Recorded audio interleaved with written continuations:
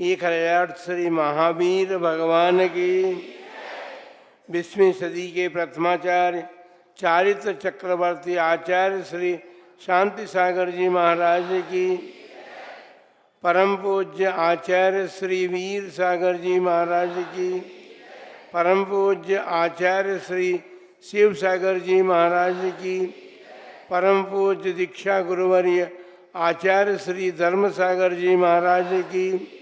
परम पूज्य आचार्य श्री अजित सागर जी महाराज की। परम पूज्य शिक्षा गुरुवर्य आचार्य कल्प श्री सुध सागर जी महाराज की। श्रीमद् जैन धर्म की 16 कारण पर्व की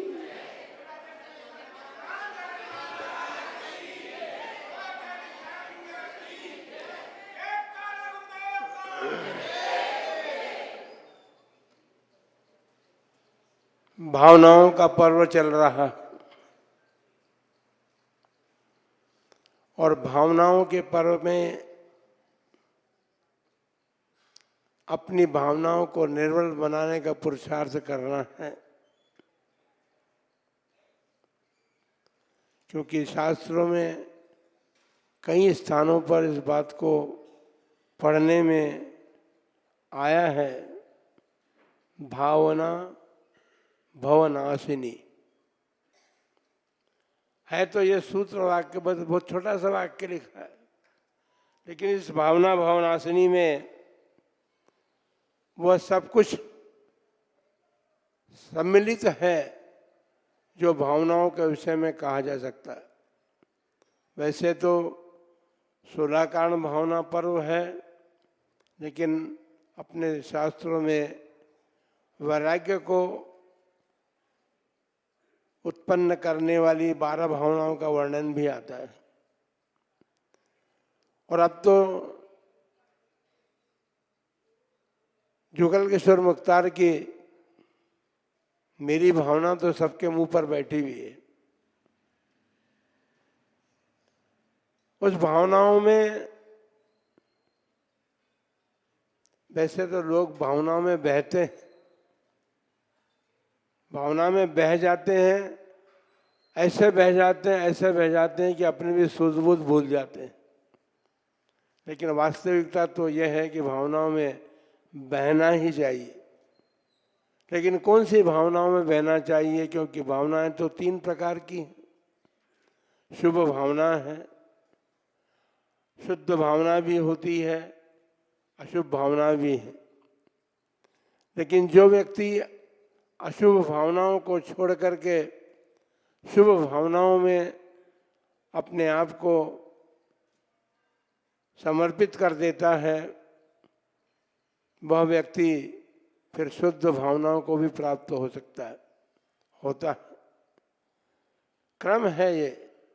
अशुभ भावनाओं को हम छोड़ने का प्रयत्न करें, शुभ भावनाओं को ग्रहण करने का प्रयत्न करें, तो फिर हम शुद्ध भावना में पहुंच सकते हैं, पहुंच जाएंगे। और शुद्ध भावनाएं हमारे जीवन को, हमारी आत्मा को, जीवन से मतलब आत्मा हमारा है, हमारी आत्मा को जो उसका परम लक्ष्य है उस लक्ष्य को प्राप्त करा देंगे। मुनिराज अशुभ भावना को छोड़ करके शुभ भावनाओं में अपने आप को लगाते हैं और शुभ भावनाओं के साथ शुद्ध भावनाओं का उपाय करते हैं, प्रयत्न करते हैं। शुद्ध भावनाओं में जब वे तल्लीन हो जाते हैं तो उनका मार्ग सुरक्षित हो जाता है, मार्ग साफ हो जाता है। बल्कि ये कहें कि शुद्ध भावनाएं तो जो हैं नेशनल हाईवे है मोक्ष मार्ग का। मोक्ष में जाने के लिए शुद्ध भावनाएं वह कार्य है जिनके माध्यम से हम मोक्ष को भी प्राप्त करते हैं। बंधुओं, इसीलिए हमने जो भावना भवनाशिनी ये कहा था, तो भावनाएं तो संसार से मुक्त भी कराती हैं और भावनाएं संसार में भी हमको गिराती हैं। दोनों बातें। यदि अशुभ भावनाएं हम करेंगे तो हम संसार में ही रहेंगे, संसार से मुक्त हो ही नहीं सकते। और संसार से मुक्त होने के लिए शुभ भावनाओं का अवलंबन लेकर के शुद्ध भावनाओं की तरफ बढ़ना होगा, तभी हम संसार से परिमुक्त हो सकते हैं। आज की भावना जो है, ये भावनाएं जब शास्त्र कहते हैं, भगवान कहते हैं कि 16 कारण भावने वाला व्यक्ति जो है तीर्थंकर नाम कर्म का बंद कर सकता है। यह आवश्यक नहीं है कि 16 की 16 भावनाएं भाई जाए। हमने प्रथम दिन भी यही कहा था और अंतिम दिन तक यही बात कहेंगे कि इन 16 कारण भावनाओं में जो मुख्य है वो प्रथम दर्शन विशुद्धि भावना है। हमारा सम्यक दर्शन निर्मल होगा तो सुनिश्चित बात है कि फिर हम इन 16 कारण भावनाओं में से कोई भी भावना का उपयोग करें, भावनाएं भाएं, हमारे केवली और शुद्ध केवली के पाद मूल में। और इसके अतिरिक्त मेरी भावना पढ़ते न, सुखी रहें सब जीव जगत के, कोई कभी न घबरावे। हम सारे संसार के जीवों के सुख की, कल्याण की भावना करते हैं। तीर्थंकरों ने जिन्होंने नाम कर्म बंद किया था, उनके मन में भी यही बात थी। उन्होंने भी संसार के जीव कैसे सुखी हों, ये उनके मन में विचार आता था, भावना आती थी, और उसी के बल पर उन्होंने उन 16 कारण भावनाओं को भा करके केवली शुद्ध केवली के पाद मूल में तीर्थंकर नाम कर्म का बंद किया। अर्थात यूँ भी कह सकते हैं कि केवली शुद्ध केवली का साक्षात पाद मूल न मिले, लेकिन उनका तीर्थ काल उस क्षेत्र में चल रहा हो तो वो तीर्थंकर नाम का बंद कर सकता है जी। क्योंकि सभी दूर तो वो नहीं है। अभी तो तीर्थंकर मिलेंगे तो विदेश क्षेत्र जाना पड़ेगा। शुद्ध केवली भी अपने पास अभी नहीं है, तो फिर क्या करें? भावनाएं नहीं भाएं? भावनाएं अवश्य भानी चाहिए। भावनाओं का बड़ा महत्व होता है।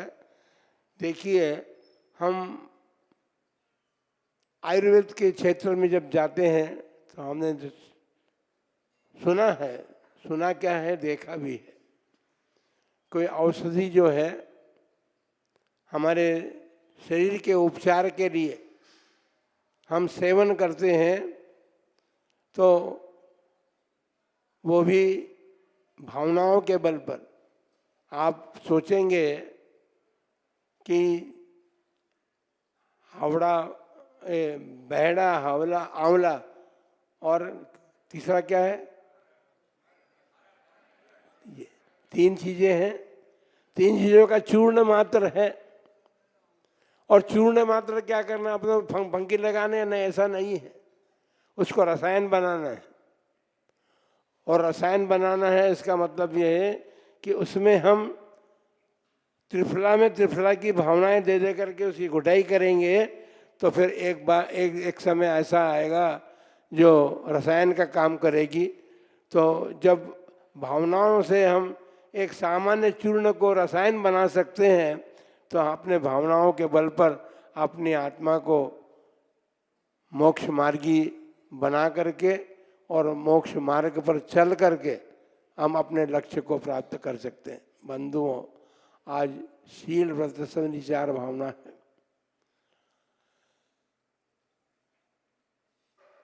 व्रत और शील दोनों बातों को एक साथ रखा गया है इसमें। व्रत तो 5 ही हैं: अहिंसा, सत्य, अचौर्य, ब्रह्मचर्य और अपरिग्रह। लेकिन इसके साथ साथ शास्त्रों में शील की भी चर्चा की गई। शील का मतलब 7 श्रावक के व्रतों में 3 गुणव्रत, 4 शिक्षा व्रत का वर्णन आता है। ये 7 जो है वो शील का काम करते हैं। अर्थात व्रतों को बल दे करके हम अपने आत्म स्वभाव को प्राप्त करने की कोशिश कर सकते हैं। व्रतों निरतिचारता एक शब्द दिया है, तो व्रतों को निरतिचार रूप से हम पालन करें।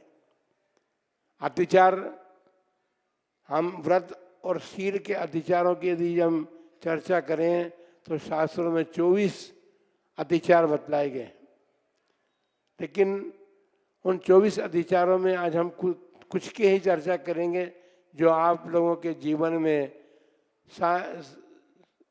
सामान्य रूप से देखने में आती है बात, उसी को चर्चा करेंगे। और फिर से 24 या व्रतों की अतिचारों की चर्चा बहुत लंबी है, लेकिन हम एक चर्चा के माध्यम से सबसे बड़ा तो हमारे पास अतिचार है प्रमादचर्या। हम जो कुछ भी करते हैं धर्म के कार्य, और धर्म कार्यों में हमारे जीवन में यदि प्रमादचर्या होती है तो सबसे बड़ा दोष है वो। क्योंकि जब हमारे भीतर प्रमाद घर करता है तो हम उन कार्यों को, उन धर्म कार्यों को ठीक प्रकार से नहीं कर पाते। प्रमादचर्या जो है वह हमारे व्रतों को और शील जो साथ बताए हैं इन दोनों को प्रभावित करती हैं। और सबसे बड़ी बात यह है, अभी अपने जीवन में आप देखें क्या ऐसी प्रमादचर्या अपने जीवन में नहीं है क्या? देखिए, प्रमादचर्या में क्या निष्प्रयोजन गमनागमन करना, क्योंकि दिग्व्रत, देशव्रत और अनर्थदंड व्रत ये 3 व्रत हैं। तो दिग्व्रत जो है दिशाओं में हमने सीमा बांध ली है कि हम इस दिशा में इतनी दूर तक जाएंगे, इसके बाहर नहीं जाएंगे। लेकिन जब हमारे भीतर प्रमाद आता है, या यूँ कहें, क्योंकि कषाय, प्रमाद में कषाय को भी गर्भित किया है। कषाय यदि हमारे भीतर हैं तो हमारा अनधिचारता नहीं आ सकती है। कषाय के कारण हमारे भीतर अतिचार लगते हैं और कभी कभी अनाचार की स्थिति भी बन जाती है, क्योंकि कषाय की तीव्रता जो है वो हमारे भीतर ऐसे परिणाम, ऐसे भाव बना देती है कि वो हमारे एक देश रूप से हम व्रत को दूषित होने दें तो अतिचार कहलाता है, लेकिन हम सर्व रूप से ही उसको समाप्त कर दें तो अनाचार हो जाएगा। इसलिए अतिचार को भी हम कुछ सीमा तक ही सीमित रखें। कदाचित अपने आत्म परिणामों में प्रमाद आदि खाता है तो उसको तत्काल दूर करने का प्रयत्न करें। कि आप देखिए, आप जब व्यापार करते हैं और व्यापार करते हैं दुकान पर, बहुत समय हो गए बैठे बैठे, वहाँ पर प्रमाद तो नहीं करते, क्योंकि वहाँ तो ग्राहक आते रहते हैं, ग्राहक निरंतर आते हैं, और यदि हम प्रमाद करके लेट जाएं तो फिर क्या होगा। उसी प्रकार हमको, जैसे हम अपने जीवन को चलाने के लिए तो सब कुछ कर सकते हैं, लेकिन धर्म को धारण करने के साथ, क्योंकि वो भी हमारा जीवन का अंग है, हमारा जीवन उसी से चलता है, तो प्रमादचर्या को सबसे बड़ा दोष या अतिचार कहें तो प्रमादचर्या ही है। उस प्रमादचर्या को, उसमें हमारा दिग्व्रत भी भंग होता है, देशव्रत भी भंग होता है और अनर्थदंड व्रत भी भंग होता है। तो हमने व्रत तो 3 ही ग्रहण किए थे। हम दिग्व्रत अर्थात दिशाओं में सीमा बांध करके हम रहेंगे। देशव्रत, उस दिग्व्रत की जो सीमा की थी उसमें थोड़ा और कम कर लें, एक दिन किसी दिन हम कम भी कर सकते हैं, तो देशव्रत हो गया। और अनर्थदंड जो है वो बिना विचारे सोचे किसी भी कार्य को करना, वो अनर्थदंड का कारण है। उसको दूर करने के लिए हमके उसके अतिचारों को समझना चाहिए। लेकिन हम ये प्रमादचर्या के अंतर्गत जो है, सबसे बड़ी बात तो कि हमारे पास मन वचन काया 3 हैं, और ये बहुत खतरनाक भी हैं। यदि हम इस पर नियंत्रण नहीं रखें, नियंत्रण करने के अन पर पुरुषार्थ नहीं करें, तो ये हमारे जो व्रत लिए हैं या जो धर्म हम पालन कर रहे हैं उसमें दोष ही दोष उत्पन्न करने वाले हैं। मन और वचन, इनके माध्यम से हमारा जीवन जो है दूषित होता है। काय तो फिर उसका काम उसके साथ करती है। जो मन कहता है, जो वचन कहता है, उसी के अनुसार हम अपना कार्य जीवन में करते हैं। तो वो कार्य जब करते हैं तो कार्य जो है काय का कार्य होता है, और वो तीनों ही एक साथ जब मिल जाते हैं तो हमारे जीवन को एक दृष्टि हम ही कहें कि हमारे जीवन को बर्बाद करने में भी रहते हैं। जीवन आपका नहीं है, हम तो आत्मा की बात कर रहे हैं, आत्मा के जीवन की बात कर रहे हैं। ये तो शरीर का जीवन है, और होता यही है जिसके जीवन में यदि थोड़ा सा भी शिथिलता आ जाती है तो उसका जीवन बर्बाद ही होता है, इसमें कोई दो राय नहीं। आप अपने घर में कार्य करते हैं, यदि आपने नियम ले लिया है सामायिक आदि करने का, तो सामायिक आदि करते तो उसका अतिचार भी तो है।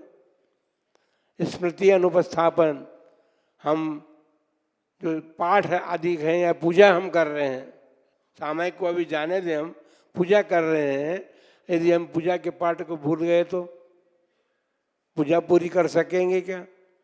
तो स्मृति का अनुपस्थापन हो गया ना, हमको स्मृति याद नहीं रही। और स्मृति याद जब रहती है तो हमारी इंद्रियां काम करने लगती, खास करके नेत्र इंद्री, चक्षु इंद्री और कर्ण इंद्री, ये बहुत कार्य करती। जरा से भी आवाज़ यदि दूसरी आती है तो हमारा उपयोग दूसरी तरफ फौरन जाता है। हम कोई व्यक्ति आया है या कोई आवाज़ आई है तो उसके अनुरूप हमारे नेत्र इंद्री भी काम करने के लिए तैयार होती है। तो इंद्रिय विषय जो है वो भी हमें दूषित करने में कारण, हमारे व्रतों को दूषित करने में कारण बनते हैं।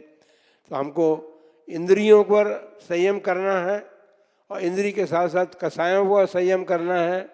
कषाय जो हैं वो अनेक क्रोध मान माया लोभ चार तो हैं ही, लेकिन इसके अतिरिक्त और भी कषाय हैं। हास्य, भय, इनको आप कषाय मानते ही नहीं बहुत लोग। डर लगता है, डर कैसे लगता है? कषाय के उदय से लगा है वह। तो नौ कषाय भी हैं, उनके माध्यम से भी हमारे व्रतों में दूषण लगता है। तो इसलिए हमें क्या करना है? सबसे बड़ी बात तो एक कषायों को समन करना है। एक भिक्षु भीख के लिए गया, भोजन के प्राप्त हो जाए किसी प्रकार, वो गया तो उसको उस दिन थानेदार का घर मिला। थानेदार के घर के सम्मुख खड़ा हो गया, उसने कहा भिक्षाम देही। उसने भीख मांगी। भिक्षाम देही का मतलब वो भिखारी नहीं था, वो बाबा था।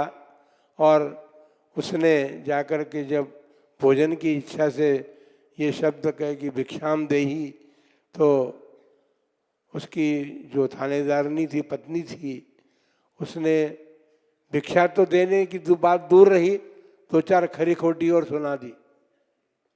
लेकिन बाबा उस मकान घर से हटा नहीं, सामने से, घर के सामने से। तो थानेदार को गुस्सा आ गया। उसने देखा कि पत्नी ने अभी पोछा लगाया है, उसने वो कपड़ा उसको फेंक करके दे दिया। बाबा बड़ा प्रसन्न हो गया। अब आप देखिए, वो भीख रोटी भोजन के लिए गया था और उसको पोछा लगाया है, कपड़ा दिया गया। वहाँ से फिर कपड़ा लेकर के चला। रास्ते में उसे नदी मिली, नदी में उस कपड़े को अच्छी तरह से धो लिया, और धो करके वो मंदिर में जहाँ रहता था उस मंदिर में जा कर के उसने उस कपड़े की बत्तियां बनाई,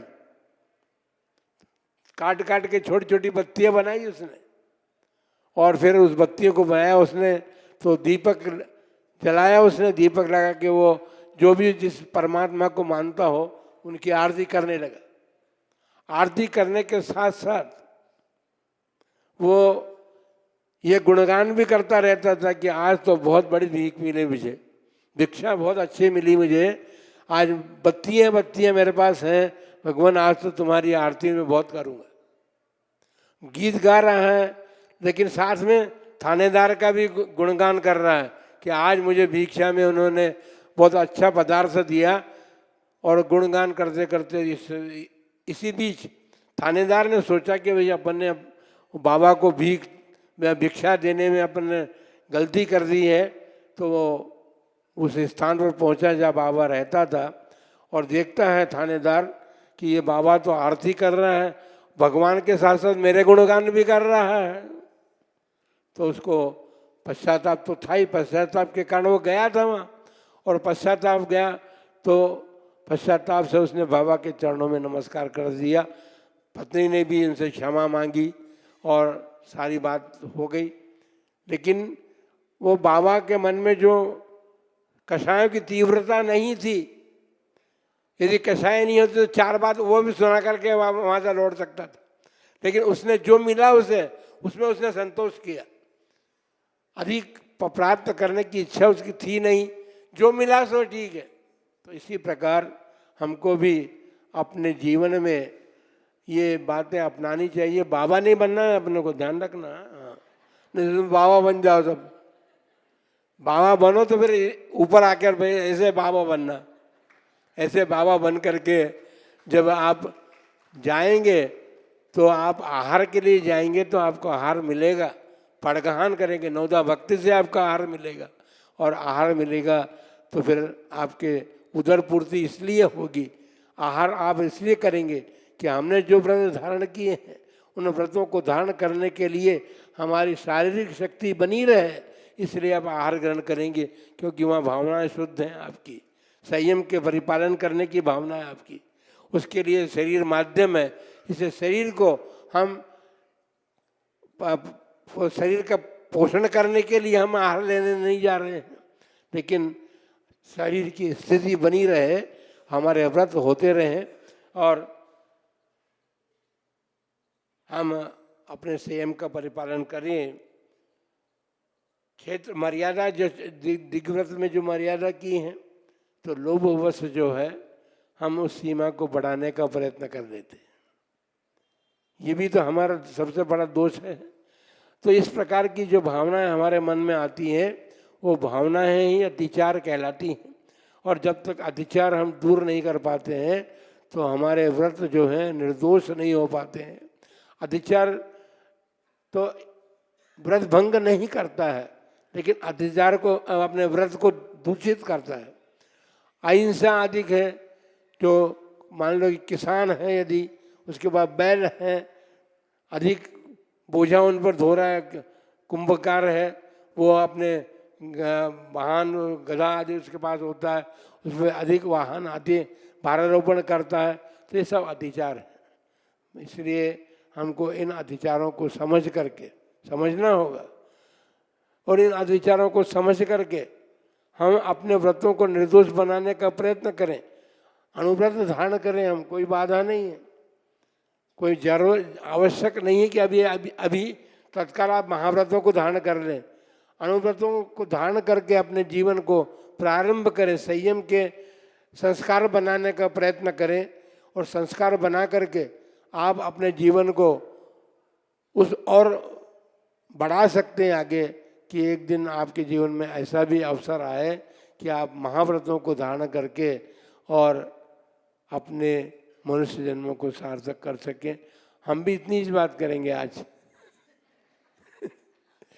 तो आज ये व्रत आपने जो धारण किए करना है, उसका स्वरूप समझें, उसमें कौन सी बातें दोष लगाती हैं, उन दोषों से दूर रह करके, उन दोषों का परिमाण हटा करके और अपने व्रतों का निर्दोष रीति पालन करके आप इस मनुष्य जन्म को सार्थक करें। इन्हीं मंगलमय भावना के साथ जय बोलो महावीर भगवान की।